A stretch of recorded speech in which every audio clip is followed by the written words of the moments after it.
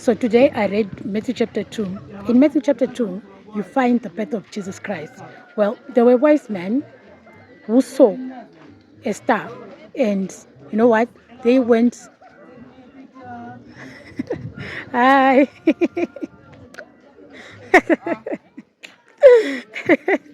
Okay, I'm outside. Remember, I'm outside, and the people were just saying, "Hello, please, can you take a pic of me?" So, well, the wise men, they saw a star, and they began asking around that where is the King of Jews who was born in Bethlehem? And King Herod was threatened because of that. So he set out to ask from priests about this king of the Jews that was born. When he eventually found wise men that he could ask about the birth of Jesus Christ, he instructed them that they should look for Jesus and then come back to report to him after they found him. Because you know what? He was so threatened.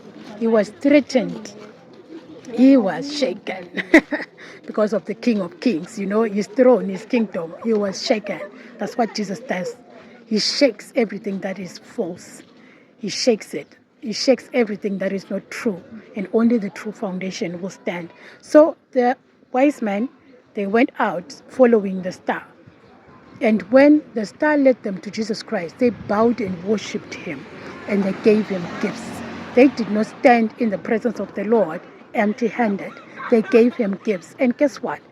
After doing that, God instructed them not to go back the way they came. God instructed them not to go and report about where they saw the King of Kings. God protects. So after that, God shows Joseph in a dream to vacate from where he was to go into Egypt. For he told him that the enemy is seeking to eliminate Jesus Christ. So Joseph obeyed and went into Egypt. What's funny for me in this place is that Jesus Christ also went to Egypt. Remember the tale about the Israelites. When there was famine in Canaan, they moved from the promised land and they went to Egypt. Jesus Christ also moved from Bethlehem and went to Egypt.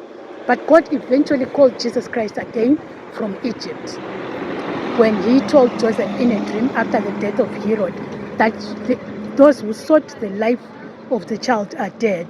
So get out of there and go back. So when Joseph set out with Mary to go back, he heard that Herod's son is also ruling in the place of his father. So he was afraid to go into Judea. And God in a dream told him to go into Nazareth. That's why we say Jesus Christ of Nazareth. I know you'll be swearing and you'll be saying, oh, Jesus Christ of Nazareth.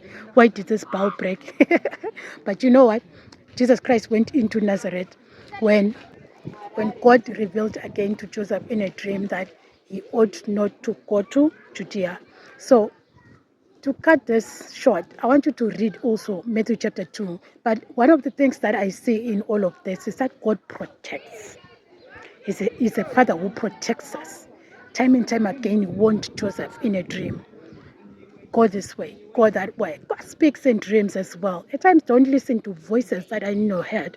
They can be misleading. They can be voices from the enemy. So I want you to get into Matthew chapter 2. Ask God to reveal it to you and come back and comment and see who you saw in God.